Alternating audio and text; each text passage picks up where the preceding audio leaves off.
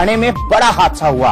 यहाँ एक कुएं को साफ करने के दौरान 2 दमकल कर्मियों समेत कुल 5 लोगों की मौत हो गई। ठाणे के नीतिवली लोकग्राम इलाके के इस कुएं की सफाई के लिए स्थानीय लोगों ने 3 मजदूरों को बुलाया था। इनमें से एक सफाई के लिए कुएं में उतरा, लेकिन जब वो काफी देर तक बाहर नहीं आया तो बाकी 2 उसकी तलाश में कुएं में उतरे, लेकिन वो भी बाहर नहीं आए। किसी अनहोनी की आशंका में फायर ब्रिगेड को खबर की गई। मौके पर पहुंचे दमकल के 2 जवान मजदूरों को ढूंढने के लिए कुएं के भीतर उतरे, लेकिन वे भी बाहर नहीं आए। जिसके बाद टीम के दूसरे सदस्यों को ऑक्सीजन सिलेंडर और सेफ्टी बेल्ट के साथ कुएं में उतारा गया तो सभी 5 लोग कुएं में मृत पाए गए। बताया जा रहा है कि कुएं में केमिकल युक्त पानी के चलते जहरीली गैस बन गई थी। इसी गैस की चपेट में आने से सभी की मौत हो गई।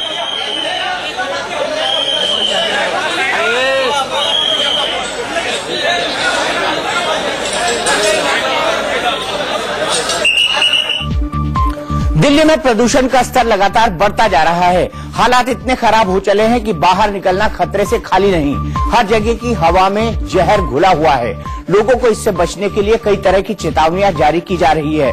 उन्हें मास्क पहनकर ही घर से बाहर निकलने की सलाह दी जा रही है, लेकिन ऐसे माहौल में जिस मास्क की सबसे ज्यादा जरूरत है वही राजधानी में उपलब्ध नहीं है। इस प्रकार के मौसम में डॉक्टर अधिकतर घर में एयर प्यूरिफायर और N95 फेस मास्क के इस्तेमाल की सलाह देते हैं, लेकिन दिल्ली में अधिकतर मेडिकल स्टोर के पास ये मास्क उपलब्ध नहीं है, जबकि कई मेडिकल स्टोर तो साधारण मास्क ही बेच रहे हैं, जिनके इस्तेमाल से कोई फायदा ही नहीं। उधर धुंध की चादर में लिपटी दिल्ली में प्रदूषण के बढ़ते स्तर पर पर्यावरण मंत्रालय में बैठकों का दौर जारी है। दम घोटने वाली धुंध से जूझ रहे दिल्ली वासियों के समाधान के लिए केंद्रीय पर्यावरण मंत्री हर्षवर्धन ने राजधानी में बैठक बुलाई, जिसमें दिल्ली, हरियाणा और पंजाब के पर्यावरण मंत्रियों को शामिल होना था, लेकिन इस बैठक में दिल्ली के पर्यावरण मंत्री इमरान हुसैन के अलावा कोई और नहीं पहुंचा। केंद्रीय मंत्री ने लोगों से अपील की है कि इस दीपावली कम प्रदूषण फैलाने वाले पटाखों का इस्तेमाल करें। उन्होंने कहा कि हम उम्मीद करते हैं कि हर कोई अपने अपने तरह से मदद करेगा। दिल्ली में सड़कों पर धूल की सफाई के लिए 40 से ज्यादा मैकेनाइज्ड मशीनों का इस्तेमाल करके सफाई की जा रही है। आम जनता को भी इसमें सहभागी बनना पड़ेगा।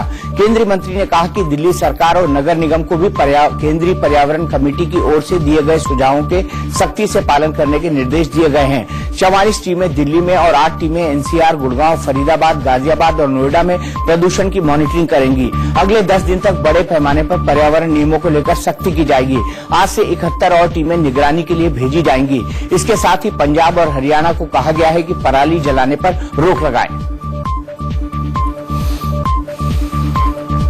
राजधानी लगातार गैस चैम्बर बनी हुई है। दिल्ली और NCR में बह रही जहरीली हवा लोगों का दम घोट रही है। लोग साफ हवा के लिए तरस रहे हैं। दिल्ली के अलग अलग इलाकों में अगर प्रदूषण का हाल देखें तो जहांगीरपुरी इलाके में PM 2.5 का आंकड़ा 185 और PM 10 का आंकड़ा 321 दर्ज हुआ है। आनंद विहार में यह आंकड़ा 218 और 466 दर्ज हुआ है। मंदिर मार्ग इलाके में PM 2.5 जहां 134 रहा, वहीं PM 10 का आंकड़ा 200 मापा गया। पंजाबी बाग इलाके में प्रदूषण का डाटा 156 और 376 रहा। RK पुरम में यह आंकड़ा 188 और 495 के तौर पर दर्ज हुआ। नजफगढ़ में PM 2.5 जहां 166 तो PM 10 348 मापा गया। ओखला फेज 2 में PM 2.5 149 और PM 10 317 दर्ज किया गया। द्वारका के सेक्टर 8 में PM 2.5 157 और PM 10 517 दर्ज हुए। दिल्ली NCR में प्रदूषण से बुरा हाल है। आलम यह है कि देश के 10 सबसे प्रदूषित शहरों में 6 तो दिल्ली NCR के ही हैं। अगले कुछ दिनों में प्रदूषण और बढ़ने के आसार है, जिससे निपटने के लिए ग्रेडेड रिस्पांस एक्शन प्लान को लागू कर दिया गया है। आज से 10 नवंबर तक दिल्ली NCR में सभी निर्माण कार्य बंद रहेंगे। स्टोन क्रशर और हॉट मिक्स प्लांट भी बंद रहेंगे। सुप्रीम कोर्ट दिल्ली NCR की सड़कों पर 15 साल पुरानी पेट्रोल गाड़ियां और 10 साल पुरानी डीजल गाड़ियों पर पहले ही बैन लगा चुका है। परिवहन विभाग को सड़कों पर ऐसी गाड़ियां मिलने पर उन्हें जब्त करने का निर्देश है। पर्यावरण प्रदूषण नियंत्रण प्राधिकरण ने कहा है कि अगर दिल्ली में हालात और बिगड़े तो राजधानी की सड़कों पर निजी वाहनों को भी प्रतिबंधित किया जा सकता है। केवल सार्वजनिक वाहन ही इस्तेमाल किए जाएंगे।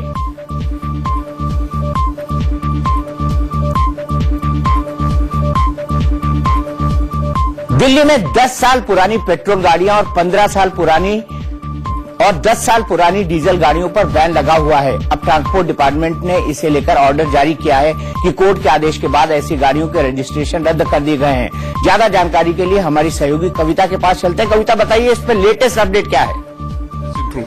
देश इस वक्त यही जानने की कोशिश कर रहा है दरअसल कि पोल्यूशन का परमानेंट सोल्यूशन क्या है, और सोल्यूशन समझने के लिए ये समझना बहुत जरूरी है कि हमारे और आपके बस में क्या हो सकता है। सरकार, सिस्टम, समाज सब इसी ओर कोशिश कर रहे हैं। लेकिन आपको बता दें, दिल्ली की जो जहरीली हवा है उसमें जहर घोलने का कम से कम 28% काम जो है वो वाहन कर रहे हैं। इसमें आपको बता दें कई सारे व्हीकल्स होते हैं जिसमें ट्रैक्टर की हम बात करें, ट्रक की बात करें, या निजी गाड़ियां हैं, 2 पहिया 3 पहिया वाहन है, वो बहुत बड़ी भूमिका निभा रहे हैं। और शायद यही वो वजह है जिसकी वजह से ये देखिए, ये पब्लिक नोटिस मेरे हाथ में है ट्रांसपोर्ट डिपार्टमेंट का। ट्रांसपोर्ट डिपार्टमेंट दिल्ली सरकार की तरफ से जो इस वक्त पूरी तरीके से मुस्कुरा रहा है। आपको बता दें 8000 गाड़ियों का चालान काटा गया है। ये वो गाड़ियां थी जो पोल्यूशन कंट्रोल सर्टिफिकेट के बगैर चल रही थी, या फिर जो विजिबल पोल्यूशन था वो बहुत ज्यादा था। लेकिन इसके अलावा कौन सी बड़ी कार्रवाई हुई है जिसका आप भी जिक्र कर रहे थे, वो हम बता दें अपने दर्शकों को। अगर आप कोई पेट्रोल गाड़ी इस्तेमाल कर रहे हैं जो 15 साल पुरानी है, या फिर डीजल की गाड़ी 10 साल पुरानी है, तो ये खबर आपके लिए है, क्योंकि आप दिल्ली एनसीआर में इस तरह की गाड़ी को अब नहीं चला पाएंगे, नहीं निकाल पाएंगे गाड़ियों में, क्योंकि ये वो आदेश है जो पहले नेशनल ग्रीन ट्रिब्यूनल का था, लेकिन अब सुप्रीम कोर्ट ने कहा है कि इसे सख्ती से लागू किया जाए। ये आदेश सुप्रीम कोर्ट की तरफ से आ गया है। आदेश आने का सीधा मतलब यही है कि ऐसी गाड़ियां अब सड़क पर नहीं निकाली जाएंगी तो आदेश को सख्ती से लागू करते हुए ऐसी गाड़ियों को जब्त कर लिया जाएगा। इसके अलावा आपको बता दें, ऐसी जो गाड़ियां हैं उनका बाकायदा जो नाम है वो ट्रांसपोर्ट डिपार्टमेंट की वेबसाइट पर है, और वेबसाइट CBCA www.cpca.nic.in पर भी इन पूरी गाड़ियों का लिस्ट है। माना ये जा रहा है कि 40 लाख से ज्यादा ऐसे वाहन हैं जो कि पेट्रोल की जो गाड़ियां हैं जो 15 साल पुरानी है, और जो डीजल की गाड़ियां वो 10 साल पुरानी है, और ये वो गाड़ियां हैं जिनका बाकायदा पूरी लिस्ट तैयार कर दी गई है। इन गाड़ियों को अगर आप निकालेंगे घर से बाहर तो फिर आपके खिलाफ एक्शन होगा। हालांकि सरकार लगातार यही अपील कर रही है कि कोशिश आप यही करें कि पब्लिक ट्रांसपोर्ट का इस्तेमाल करें। अगर आप अपने वाहन का इस्तेमाल करते हैं तो फिर इस नोटिस को हमेशा ध्यान में रखिए। अगर गाड़ी 15 साल पुरानी है, पेट्रोल गाड़ी का आप इस्तेमाल करें, या फिर डीजल गाड़ी 10 साल पुरानी है, तो फिर आप पार्किंग में भी उसका इस्तेमाल नहीं कर सकते, घर से बाहर नहीं निकाल पाएंगे। अगर पार्किंग एरिया में ऐसी गाड़ी होगी उसे फौरन जब्त करने का आदेश है। तो दिल्ली वालों को कम से कम सांस का अधिकार। दिल्ली के साथ साथ एनसीआर का भी बुरा हाल है। यहाँ भी जहरीली हवा लोगों की जान की दुश्मन बनी हुई है। आज दिल्ली में एयर क्वालिटी इंडेक्स 361 दर्ज किया गया, जो कि बहुत खराब की श्रेणी में आता है। गुड़गांव में भी हालात खराब बने हुए हैं। यहाँ एयर क्वालिटी इंडेक्स यानी AQI 378 के आंकड़े पर है, जो बेहद खराब की श्रेणी में आता है। फरीदाबाद में AQI का स्तर बहुत खराब है और यहाँ AQI 381 दर्ज हुआ है। ग्रेटर नोएडा में एयर क्वालिटी इंडेक्स 352 मापा गया है, जो कि बहुत खराब की कैटेगरी में आता है। नोएडा में एयर क्वालिटी इंडेक्स 352 रहा और ये स्थिति भी बहुत खराब मानी जाती है। गाजियाबाद में AQI 358 दर्ज हुआ है और ये प्रदूषण की बहुत खराब स्थिति है। देश के कई शहरों में भी एयर क्वालिटी इंडेक्स की बुरी स्थिति है। यूपी के औद्योगिक शहर कानपुर की बात करें तो यहाँ AQI 354 है, जो बहुत खराब की श्रेणी में आता है। यूपी के बागपत में भी एयर क्वालिटी इंडेक्स बहुत खराब है और AQI का आंकड़ा 370 मापा गया है। ताजनगरी आगरा, जहाँ रोजाना हजारों की तादाद में सैलानी आते हैं, वहाँ की आबोहवा भी खराब है और AQI 250 दर्ज किया गया है। यूपी के बुलंदशहर में हवा की क्वालिटी भी बहुत खराब है, यहाँ का एयर क्वालिटी इंडेक्स 317 है। राजस्थान के जोधपुर शहर में भी एयर क्वालिटी इंडेक्स खराब पाई गई है, यहाँ का AQI 286 दर्ज हुआ है।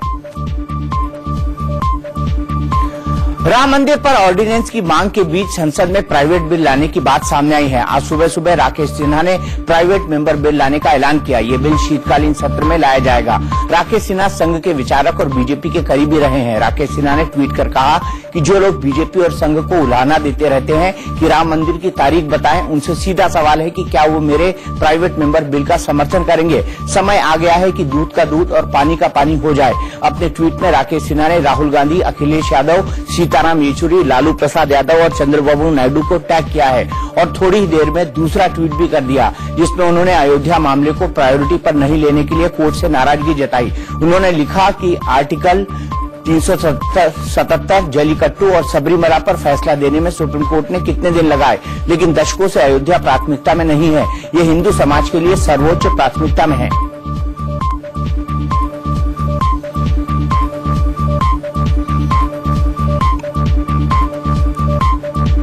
राकेश सिन्हा ने इसके बाद एक और ट्वीट किया। इस बार उन्होंने मायावती को भी अपने ट्वीट में टैग किया और पूछा कि जो लोग कहते हैं कि राम मंदिर की तारीफ बताओ, वो बताए कि संसद में मेरे प्राइवेट बिल का समर्थन करेंगे या नहीं। राकेश सिन्हा के इस ट्वीट के बाद से सियासत गर्म है। विपक्षी पार्टियां इसे राजनीतिक स्टंट मान रही हैं।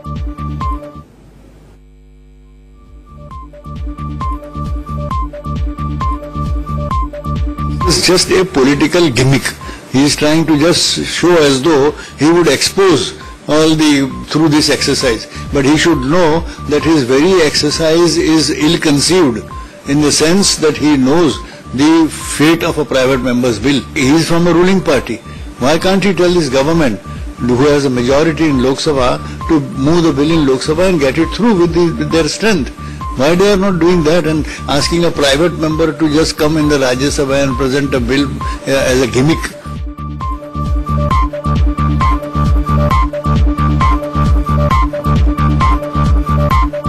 सवाल यह है कि क्या प्राइवेट मेंबर बिल संसद में पास हो जाएगा। इस जवाब से पहले यह समझना जरूरी है कि प्राइवेट मेंबर बिल होता क्या है।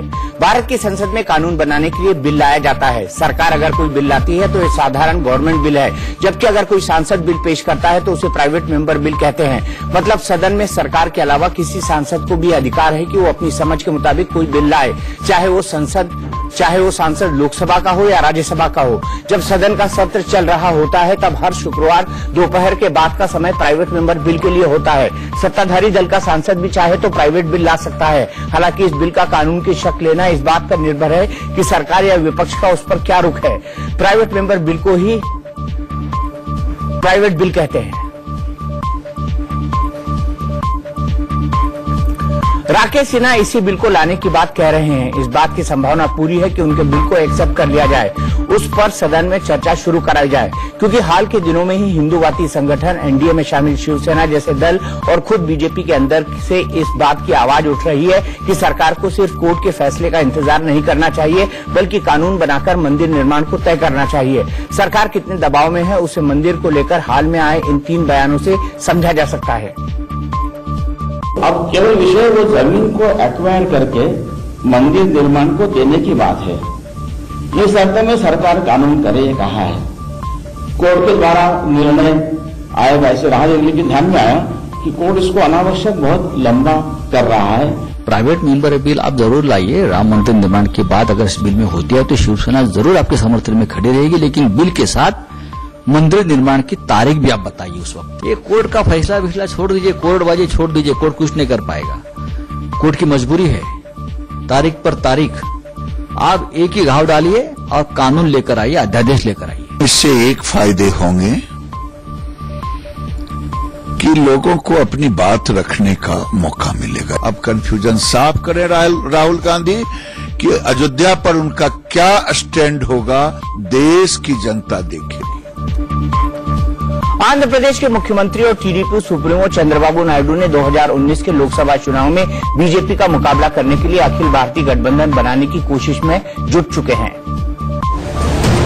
2019 के चुनावी महासंग्राम से पहले विपक्ष की राष्ट्रीय स्तर पर महागठबंधन को मजबूती देने की कोशिश जारी है। चंद्रबाबू नायडू भी तीसरे मोर्चे की कवायद में अब कांग्रेस के साथ खड़े नजर आ रहे हैं। इसी कड़ी में उन्होंने दिल्ली में कांग्रेस अध्यक्ष राहुल गांधी से मुलाकात की। नायडू से मुलाकात के बाद राहुल ने कहा कि बीजेपी सभी संस्थानों को खत्म करने में लगी है। बीजेपी से देश के भविष्य को बचाना है, यही हमारी प्राथमिकता है। बीजेपी देश के जो इंस्टीट्यूशंस हैं, देश का लोकतंत्र जो है, देश का कॉन्स्टिट्यूशन है, उसके खिलाफ आक्रमण कर रहा है और उसको रोकने के लिए हम मिलकर एक साथ काम करने जा रहे हैं। वहीं चंद्रबाबू नायडू ने कहा कि बीजेपी को हराने के लिए समान विचारधारा वाले दलों का साथ आना जरूरी है। नायडू ने कहा कि वो पुरानी बातों को भुलाकर कांग्रेस के साथ बीजेपी के खिलाफ मिलकर लड़ेंगे। I requested Rahul ji also to discuss in their party. I proposed to all political parties we will have one meeting to check out a program for future. हफ्ते भर के अंदर ही नायडू की ये दूसरी दिल्ली यात्रा है। नायडू भले ही बीजेपी के खिलाफ विपक्षी दलों को साथ लाने की कवायद में जुटे हैं, लेकिन बीएसपी और एसपी के तेवर उनकी इस कोशिश में बड़ी बाधा बन सकते हैं। दोनों दल कांग्रेस को झटका देते हुए एमपी, छत्तीसगढ़ और राजस्थान में कांग्रेस से गठबंधन से इनकार कर अकेले चुनाव लड़ रहे हैं।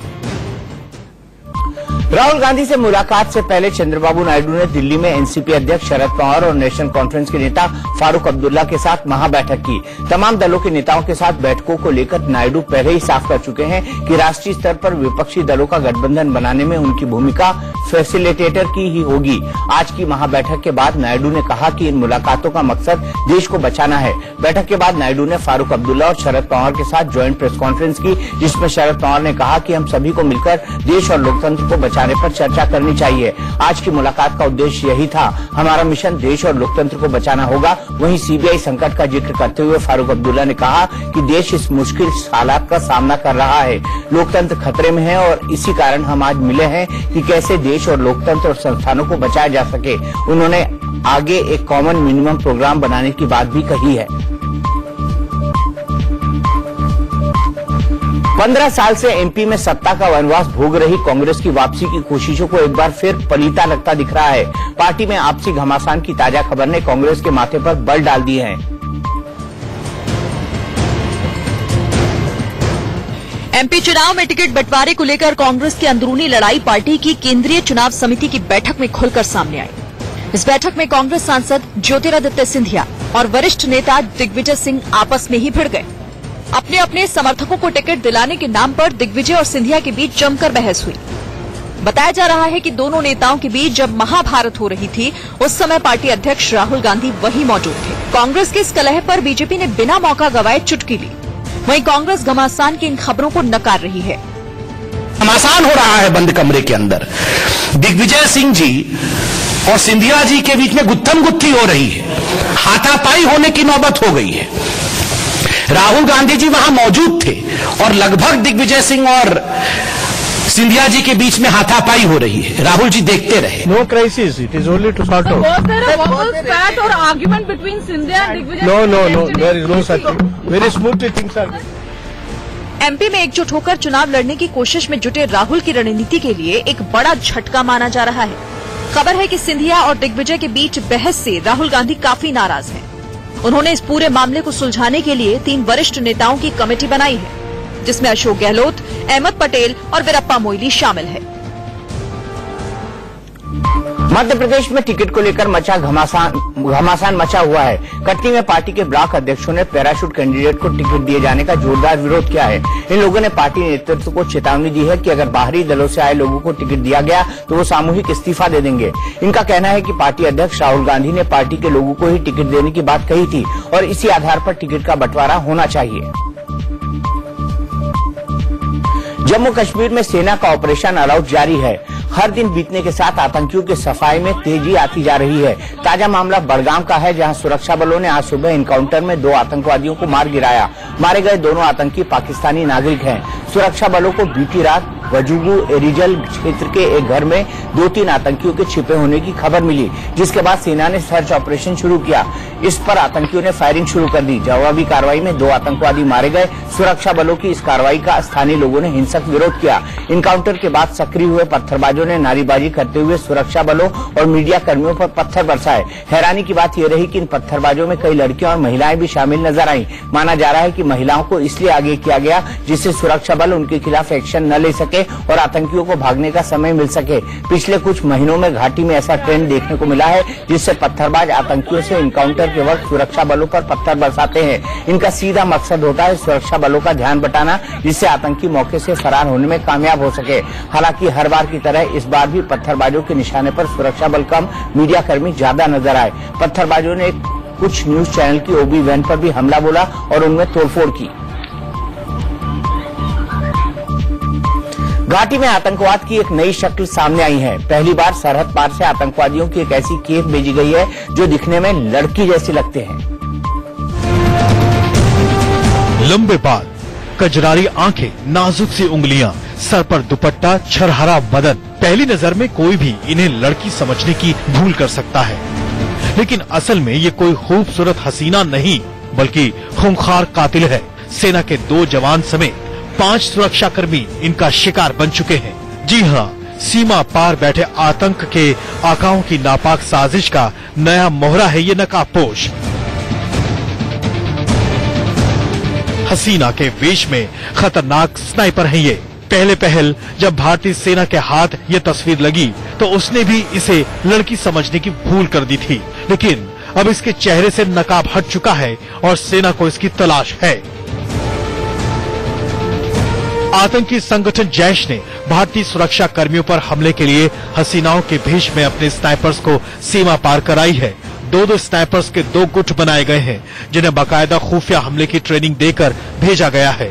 उन्हें ये ट्रेनिंग पाक की खुफिया एजेंसी ISI ने खुद दी है। जैश के ये स्नाइपर्स सितंबर महीने में भारत में दाखिल हुए हैं। इनमें से खूबसूरत सी लड़की पर की तस्वीर आप देख रहे हैं, उसका नाम अबुकारी है। पिछले कई दिनों से अबुकारी नाम का ये स्नाइपर अपने आतंकी गिरोह के साथ सुरक्षा बलों के जवानों को टारगेट कर रहा था। 18 सितंबर 2018 को स्नाइपर हमले का पहला संदिग्ध मामला सामने आया था। पुलवामा में हुए इस हमले में CRPF जवान घायल हुआ था। 21 अक्टूबर 2018 को दूसरा मामला भी पुलवामा में ही सामने आया, जब CRPF कैंप पर हुए हमले में SSP का जवान शहीद हो गया। 25 अक्टूबर 2018 को स्नाइपर हमले का तीसरा संदिग्ध मामला सामने आया। त्राल के लूरा गांव में 42 राष्ट्रीय राइफल्स के कैंप पर हमला हुआ और गार्ड की ड्यूटी पर तैनात सिपाही शहीद हो गया। 27 अक्टूबर 2018 को स्नाइपर हमले का चौथा संदिग्ध मामला सामने आया। श्रीनगर के बाहरी इलाके नौगाम में हुए हमले में CRPF के सब इंस्पेक्टर राजेंद्र प्रसाद शहीद हो गए। अबुकारी दक्षिणी कश्मीर में घूम रहा है। कश्मीर में आतंकियों के स्नाइपर हमलों को लेकर सेना अभी और सबूत जुटा रही है। इस बीच ये भी पता चला है कि कश्मीर घाटी में सक्रिय संदिग्ध स्नाइपर हमलावरों के पास M4 कार्बाइन होने की आशंका जताई जा रही है। ऐसी कार्बाइन नाटो सैनिकों ने अफगानिस्तान में इस्तेमाल किए थे। ऐसे हथियारों से 500 से 600 मीटर दूर से हमला किया जा सकता है। साथ ही हमलावरों के पास नाइट विजन डिवाइस होने की आशंका जताई जा रही है, क्योंकि संदिग्ध स्नाइपर हमले रात में ही हुए हैं। कश्मीर घाटी में संदिग्ध स्नाइपर हमलावरों की मौजूदगी ने सुरक्षा बलों के लिए नई चुनौती पेश की है। देखना यह है कि ऑपरेशन ऑल आउट में जुटी सेना स्नाइपरों के इस हसीन जाल को कैसे और कब तोड़ पाती है। कोलकाता के नेताजी सुभाष चंद्र बोस इंटरनेशनल एयरपोर्ट पर आज बड़ा हादसा टल गया।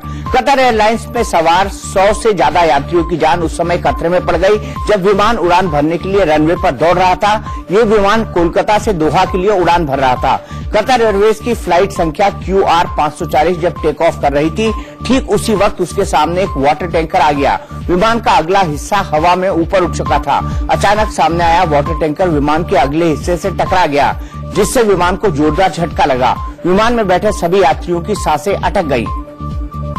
टक्कर के बाद विमान को वापस एयरपोर्ट पर उतारा गया। गनीमत रही कि इस हादसे में किसी यात्री को चोट नहीं आई।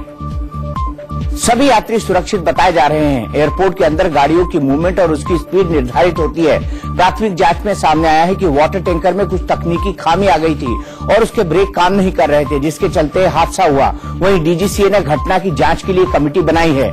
जांच रिपोर्ट आने के बाद आगे की कार्रवाई की जाएगी। बिहार के चर्चित मुजफ्फरपुर बालिका गृह यौन शोषण मामले में मुख्य आरोपी ब्रजेश ठाकुर को पटियाला के नाभा जेल शिफ्ट कर दिया गया है। ब्रजेश को बीती रात अमृतसर एक्सप्रेस से अंबाला के लिए भेजा गया। भागलपुर जेल से उसे कैदी वैन से नवगछिया रेलवे स्टेशन लाया गया। ब्रजेश को छोड़ने 13 पुलिसकर्मी पटियाला जा रहे हैं। स्टेशन में मीडिया से बात करते हुए ब्रजेश ने कहा कि उसके यहाँ 2 न्यायाधीश आते थे। उसे देश की न्याय व्यवस्था पर पूरा भरोसा है, उसके साथ इंसाफ जरूर होगा। मुजफ्फरपुर बालिका गृह यौन शोषण मामले में वांछित मंजू वर्मा भूमिगत हो गई हैं। मंजू वर्मा बिहार सरकार में कैबिनेट मंत्री थी। अपने पति चंद्रशेखर का नाम इस मामले में सामने आने के बाद मंजू को इस्तीफा देना पड़ा था। अब मामला सुप्रीम कोर्ट में चल रहा है, जहां 2 दिन से लगातार कोर्ट ने बिहार सरकार को इस बात के लिए फटकार लगाई है कि मंजू वर्मा को हाजिर क्यों नहीं किया जा रहा। बुधवार को मंजू वर्मा की गिरफ्तारी के लिए वारंट जारी हुए। उसके बाद राज्य सरकार के वकील ने कोर्ट को बताया कि मंजू वर्मा नहीं मिल रही हैं, वो भूमिगत हो गई हैं। बिहार में मंजू वर्मा के मामले को लेकर सियासत भी हो रही है।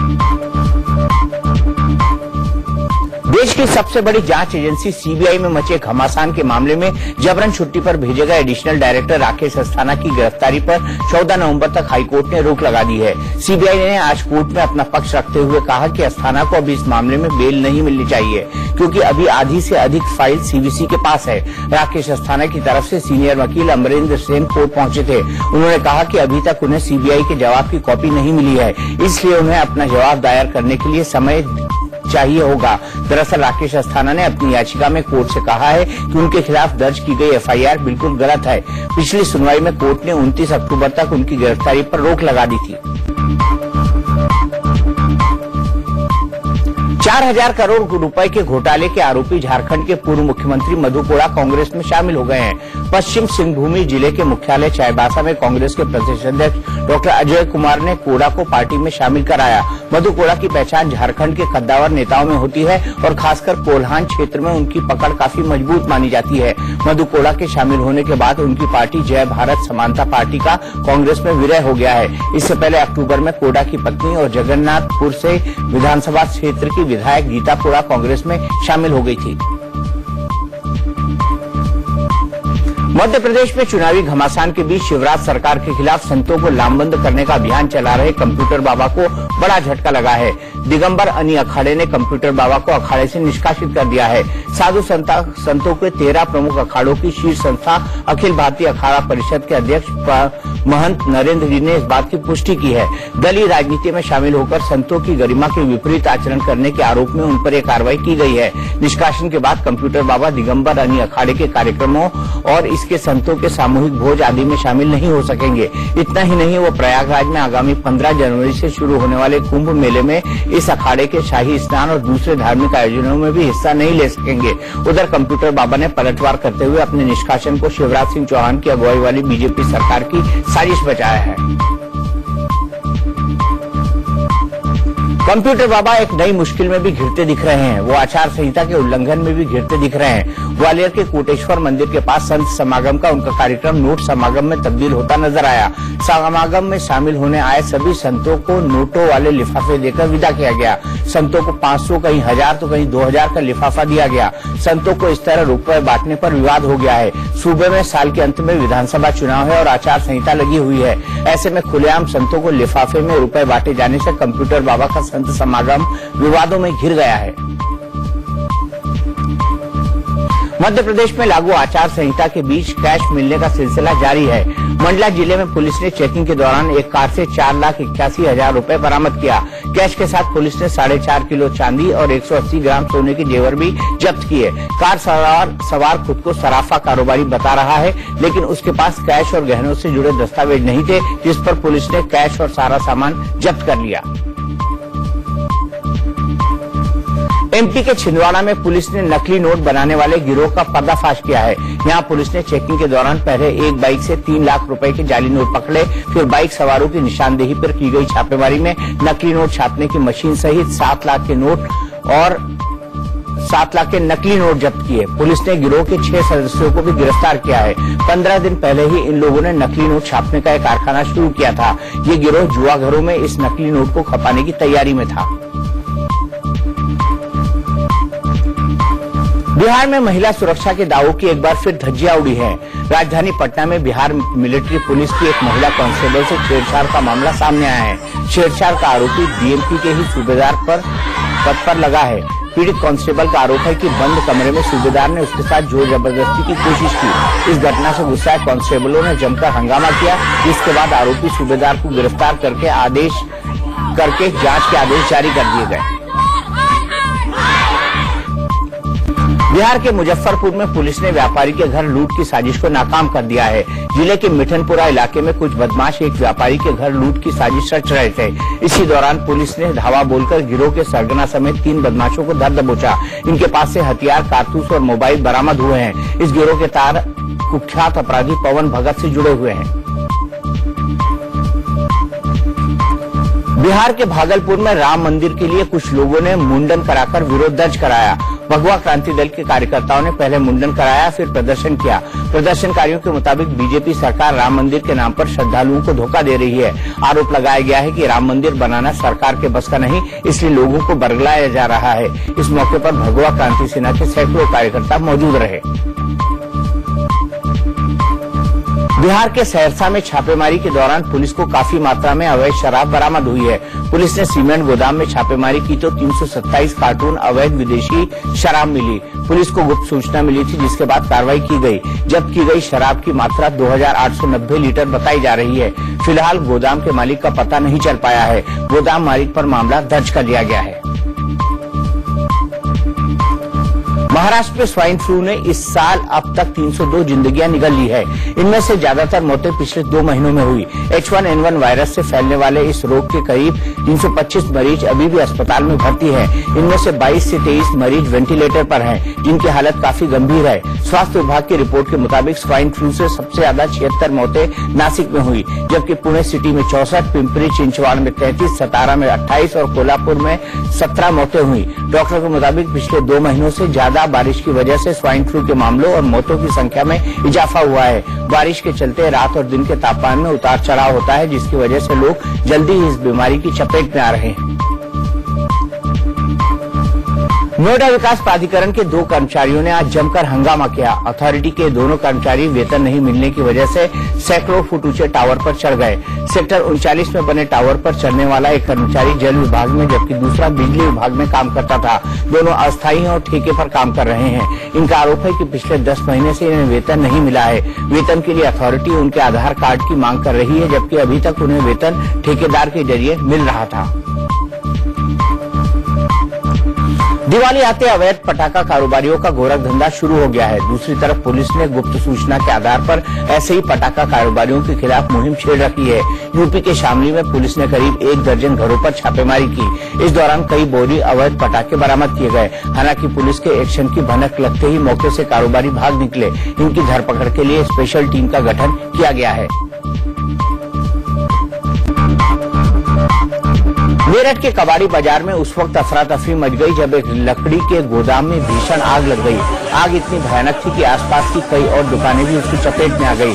गोदाम में लकड़ी की चटाई और झाड़ू की सीख रखी हुई थी, जिससे आग ने भीषण रूप ले लिया। गोदाम के तंग इलाके में होने से दमकल कर्मियों को मौके पर पहुंचने में खासी मुसीबत उठानी पड़ी। ऐसे में जब तक आग पर काबू पाया जाता, पूरा गोदाम जलकर खाक हो चुका था।